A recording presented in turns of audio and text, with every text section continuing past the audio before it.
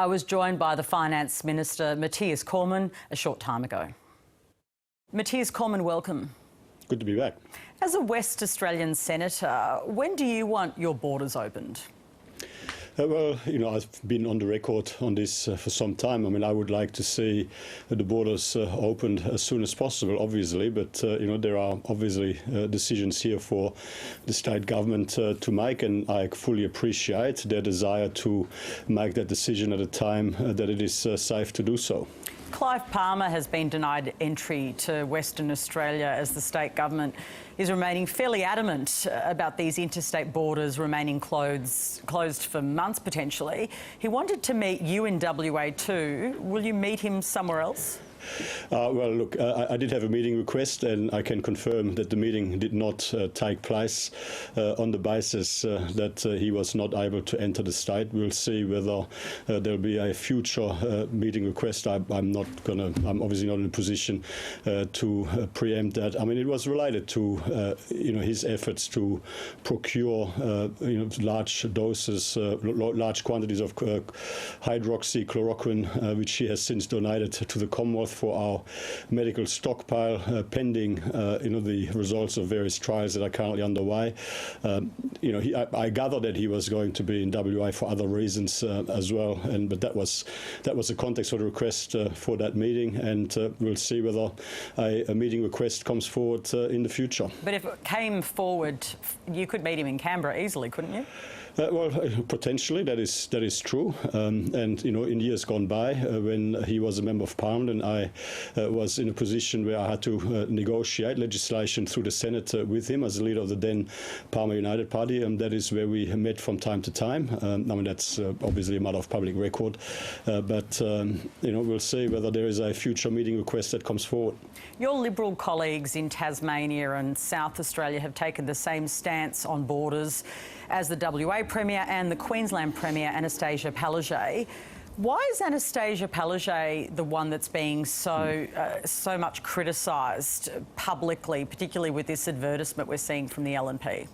Well, I mean, from my point of view, there's nothing partisan about this. And as you say, I mean, there is a Liberal state government which has state border closures in place. And I guess, my view and our view at the federal level is informed by the medical advice from our Chief Medical Officer, our Deputy Chief Medical Officer. And they've both made clear that there is no medical reason, there's no medical case in favour of these state border closures. And certainly in the context of, very low numbers of active cases and indeed extremely low cases, if any, of community transmission, with most, if not all, of those recent cases being acquired overseas and appropriately handled through the appropriate quarantine arrangements in hotels and the like. There clearly is a question mark now as to whether the state border closures are still appropriate, and the medical advice that we've relied on consistently through this crisis, certainly at a federal level, indicates that there is no medical reason for them. And in that context,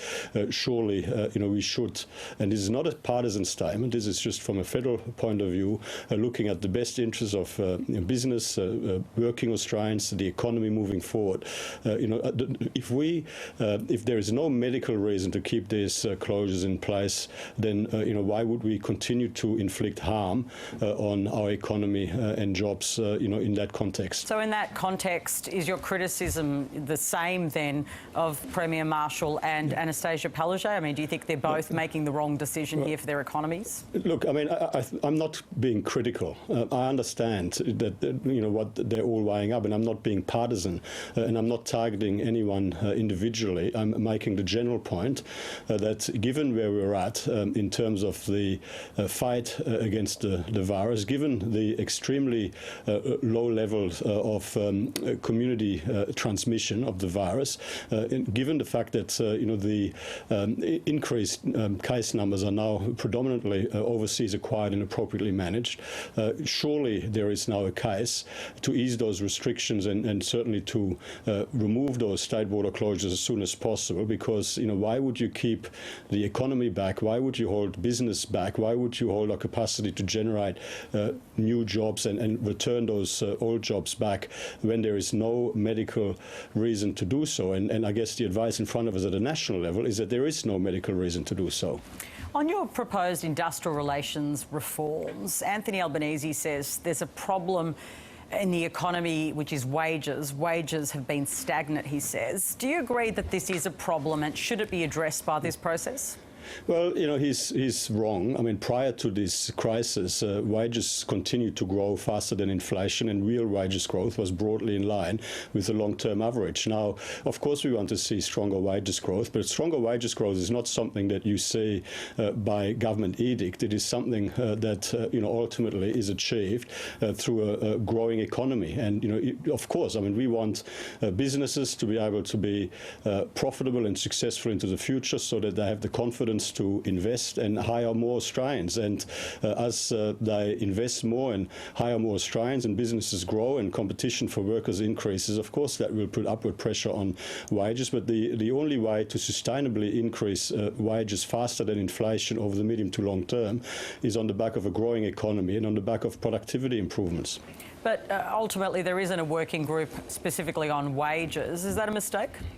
Well, no. I mean, you know, if all of the working groups are successful in pursuing sensible reform proposals, then, you know, clearly that will lead to more successful businesses hiring more Australians, and that will be the engine for stronger wages growth, you know, over time. I mean, stronger wages growth is not something that you impose by government edict. It is an outcome of a successful growing economy. Your government has been arguing that the savings, essentially, if you want to call them that, the fact that you're spending less money on JobKeeper than you were planning to spend, should not be a licence to actually spend money. But clearly the economy needs help. It needs more stimulus. We've seen through this changed figure that's been released that essentially there is less money in the economy. Where should the areas that the government looks at be, in your view? What are the areas that should be prioritised? Well, you know, clearly we now need to make decisions to get the economy back to normal as soon as possible, and to ensure that businesses have the opportunity to return back to as close as normal as possible in the circumstances. I mean, the world today is very different to what it was even 2 months ago. And, you know, indeed, I mean, the costing of the JobKeeper program was done at a time when there was, you know, daily growth in infections of more than 20%. And we were planning for the worst. We were expecting the worst. As it turns out, 2 months later, our response on the health front as a country all around Australia, states and territories in the Commonwealth working together and Australians working together, has been so successful that the number of cases is now extremely low. The growth in cases is extremely low.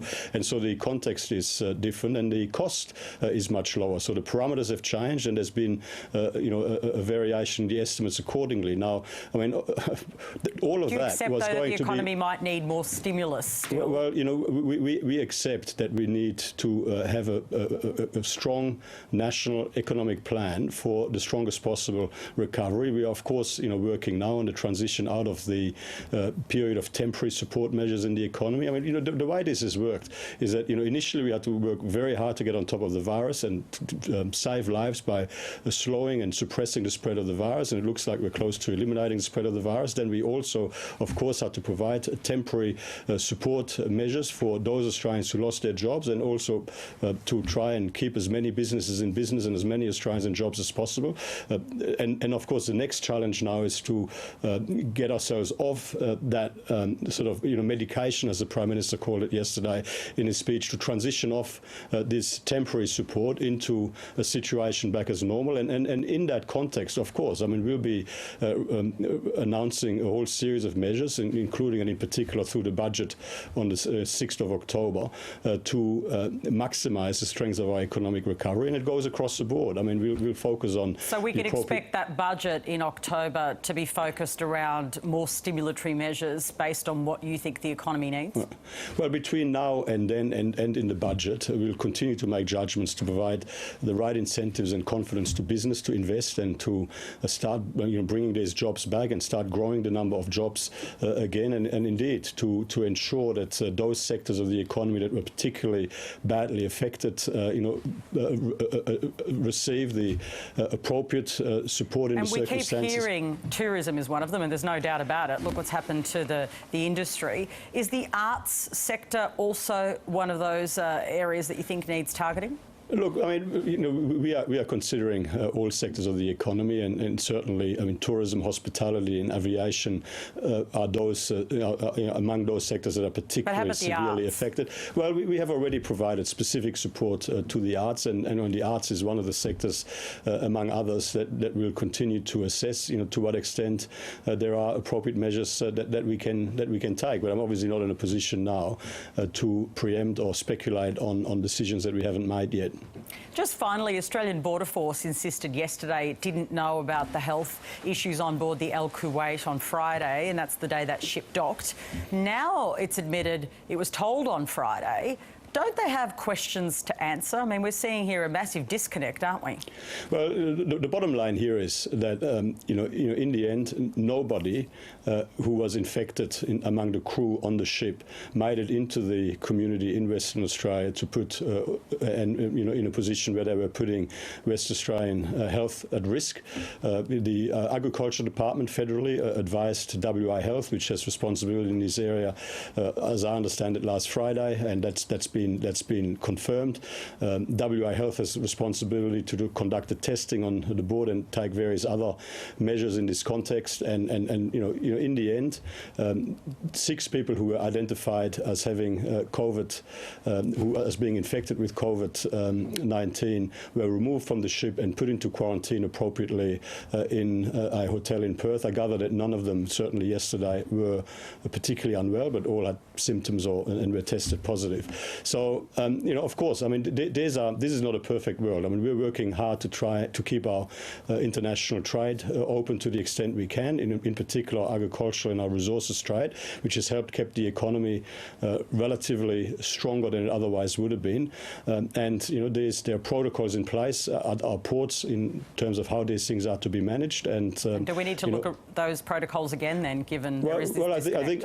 I think the protocols are fine, and I think the federal and state governments are working very hard to ensure that they protect the community from the spread of the virus. And in this circumstance, the outcome was actually as we would want it to be, and that is that nobody with COVID-19 was allowed into the community. Nobody came off that ship without being subject to the appropriate quarantine arrangements. Senator, one last question. The AFP will not lay any charges against News Corp journalist Annika Smethurst after the investigation into leaked classified documents. Do you welcome that decision? Well, I welcome the fact that the decision was made. I mean, none of this had anything to do with the government. I mean, the decision to conduct an investigation was made independent from government.